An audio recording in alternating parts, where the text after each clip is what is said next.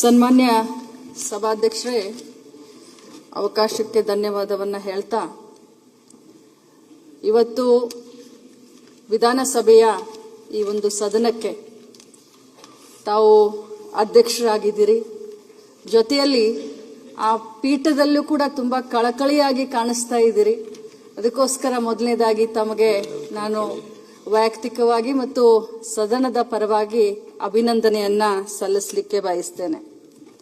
ಇವತ್ತು ಹಿರಿಯರಾದಂಥ ನಮ್ಮ ಮಾರ್ಗದರ್ಶಕರಾದಂಥ Shri H K Patil ಸಾಹೇಬರು ತಮ್ಮ ವ್ಯಕ್ತಿಗತ ಮತ್ತು ವ್ಯಕ್ತಿತ್ವದ ಮೇಲೆ ಮತ್ತು ತಮ್ಮ ಕುಟುಂಬದ ಬಗ್ಗೆ ಬಹಳಷ್ಟು ಸವಿಸ್ತಾರವಾಗಿ ನಮಗೆ ಇವತ್ತು ಅವರು ಪರಿಚಯವನ್ನ ಮಾಡಿಕೊಟ್ರು.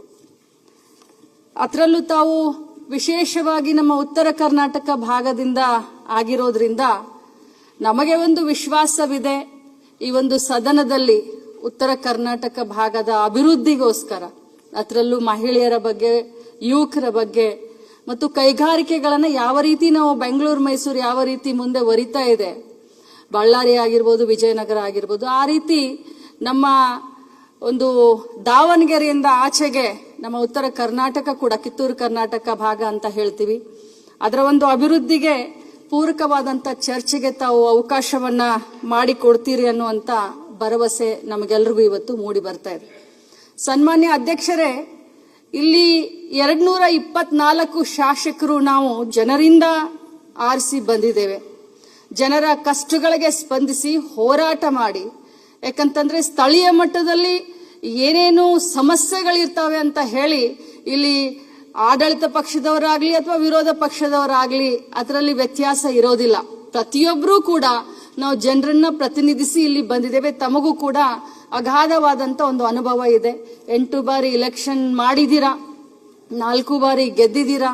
ಆ ರೋಣ ಕ್ಷೇತ್ರವನ್ನ ನಾನು ಕೂಡ ತಮ್ಮ ಒಂದು ಕರೆಗೆ ಹೋಗಟ್ಟು ತಮ್ಮ ಕ್ಷೇತ್ರದಲ್ಲಿ 2 ಬಾರಿ ನಾನು ಕಾರ್ಯಕ್ರಮಕ್ಕೆ ಬಂದಿದ್ದೆ. ಇಡೀ ಕ್ಷೇತ್ರದ ಚಿತ್ರಣವನ್ನ ಬದಲು ಮಾಡಿದ್ದೀರಾ.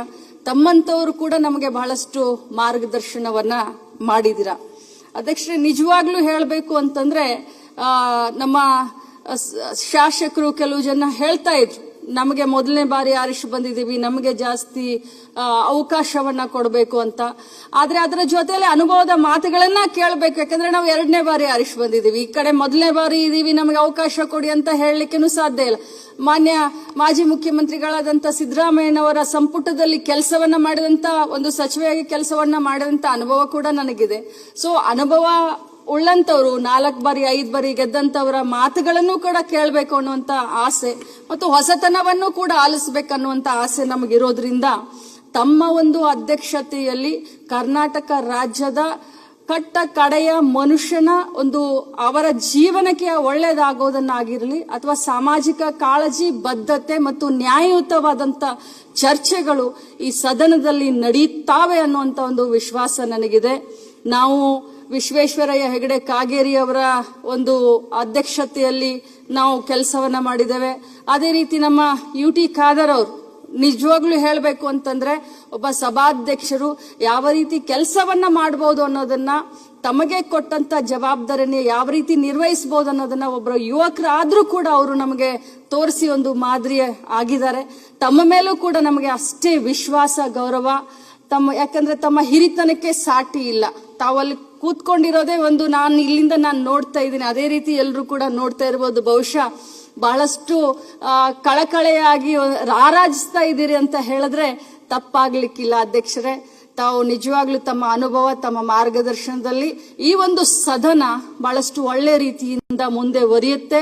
ಇದರಲ್ಲಿ ಪಕ್ಷಾತೀತವಾಗಿ, ಯಾಕಂದ್ರೆ ಆ ಪೀಠನೇ ಪಕ್ಷಾತೀತವಾಗಿರೋದು, ಒಳ್ಳೆ ಮಾರ್ಗದರ್ಶನ. ಅದರಲ್ಲೂ ವಿರೋಧ ಪಕ್ಷದವರ ಮಾತನ್ನ ಜಾಸ್ತಿ ಕೇಳಬೇಕು ಅಂತ ಹೇಳಿ ನಮ್ಮ ಹಿರಿಯ ಮಂತ್ರಿಗಳಾದಂಥ ಮುನಿಯಪ್ಪ ಸಾಹೇಬರು ತಮ್ಮ ಅನುಭವದಲ್ಲಿ ಹೇಳಿದ್ದಾರೆ. ಎಲ್ಲರನ್ನೂ ಕೂಡ ಸರಿಯಾಗಿ ದುಗಿಸ್ಕೊಂಡು ಹೋಗ್ತೀರಿ ಅನ್ನುವಂತ ಭರವಸೆ ನಮಗಿದೆ. ಪ್ರಾಮಾಣಿಕವಾಗಿ ತಾವು ಮಂತ್ರಿ ಆಗಬೇಕಾಗಿತ್ತು, ಆದ್ರೆ ಪಕ್ಷದ ನಿರ್ಧಾರ, ಶಾಸಕರ ಒಲವು ತಮ್ಮನ್ನ ಆ ಪೀಠದಲ್ಲಿ ಕೂರಿಸಿ ಎಲ್ಲ ಮಂತ್ರಿಗಳನ್ನ ಕಂಟ್ರೋಲ್ ಮಾಡುವಂತ ಒಂದು ಶಕ್ತಿ ತಮ್ಮಲ್ಲಿ ಇದೆ.